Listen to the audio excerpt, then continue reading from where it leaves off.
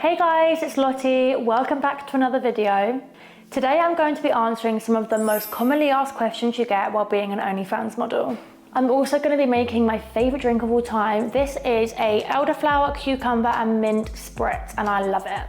Okay, the first question that I get, which I find very strange, I won't lie to you guys, is how did you get into being an OnlyFans model? Now, I think it's a strange question because if you're studying to be an accountant or a lawyer, you're not going to say to someone, oh, how did you become a lawyer? That just doesn't really come out of people's mouths. But because this is, not a normal job, people tend to ask that question. So I do get it, I just find a weird question. But for me, I actually got into OnlyFans around 5 years ago now, I believe.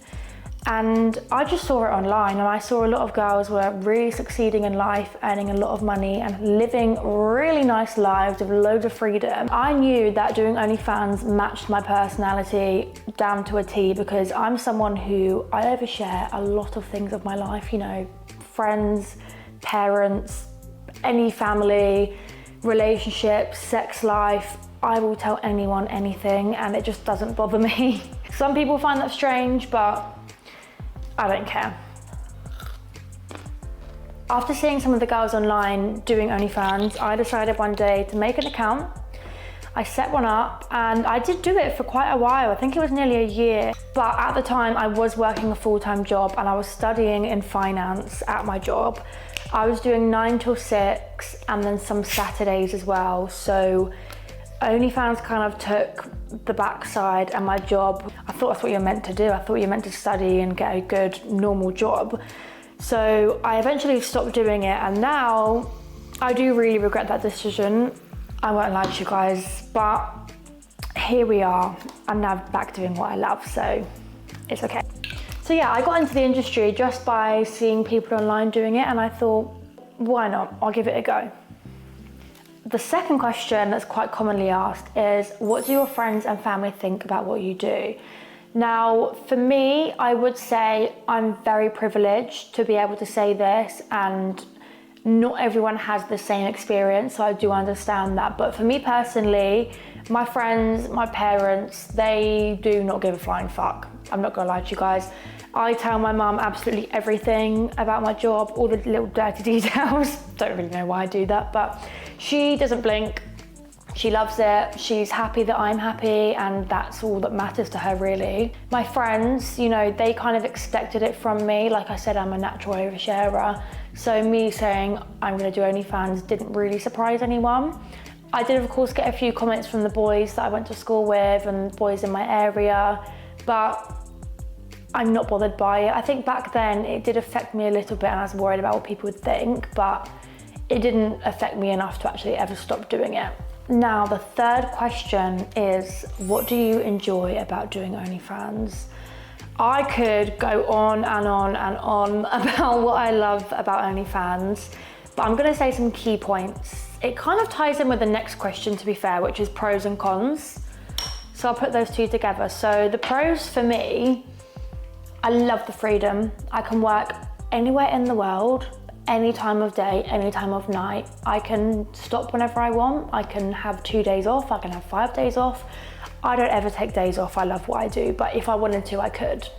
And all I need is a phone, a laptop, an iPad, anything like that, and I can work anywhere. The people in the industry, meeting like-minded people who are so non-judgmental and carefree is just like a breath of fresh air, honestly. It's the best thing to come across because everyone's doing the job for similar reasons and we all kind of have similar personalities from what I've experienced so far, and I just love that. I also think doing this job has severely impacted my mental health in a positive way.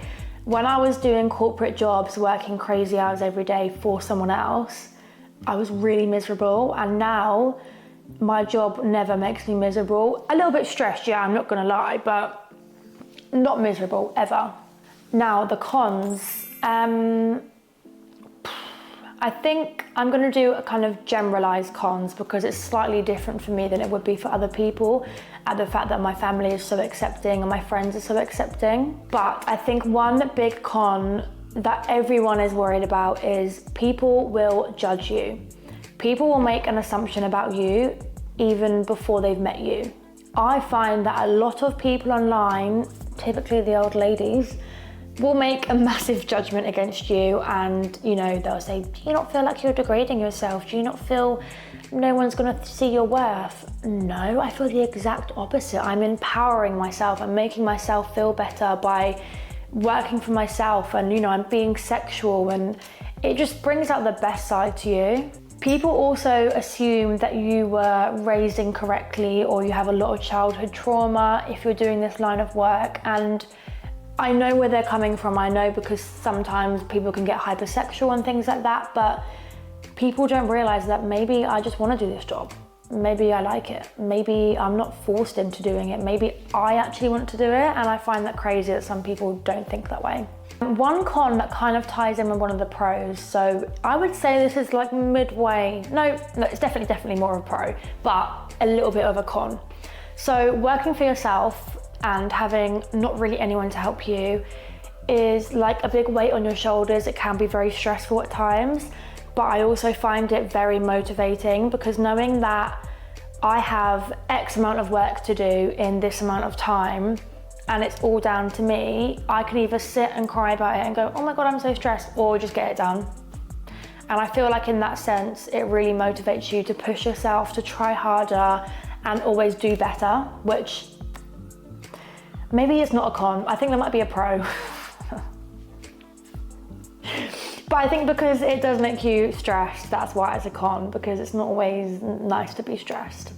I think, to summarize the pros and cons, the biggest pro for me is just the freedom and the happiness that I get from doing OnlyFans, and the con would be the pre-judgment I get from people before they meet me. I've not experienced it in person, mainly online, but I don't like the fact that people make an assumption about me before they've even heard me speak, or before they've even met me and actually seen me in the flesh. They just go, ew, gross, or you were raised incorrectly, and I think, oh my God, bore off. It really grinds my gears, but that is probably the biggest con for me. For anyone who is thinking of doing OnlyFans or anything that's similar to this, I personally encourage you to give it a go. You know, you only live one life. If you want to do this, then do it for yourself. Don't feel like people are going to judge you and you're too scared to do it, because you only have one life, honestly. Like, if you want to be 55 and look back and think, I'm so glad I did that, do it. God, I got so carried away with talking that I actually forgot to drink my drink, but I do like to let it sit for a little bit, so I'm going to try it. Oh my God, it's literally the best thing. Oh. The combination is just perfect. I love it. Top tier. Okay, so that was my video of summarizing the most commonly asked questions I get as an OnlyFans model. I hope you guys take something from this video. The main thing being, don't hate on OnlyFans models, because we'll come for you. No, I'm joking, but thank you guys for watching my video. I hope you enjoyed it. And while you're here, please remember to subscribe to my page. It is Lottie Jones 01.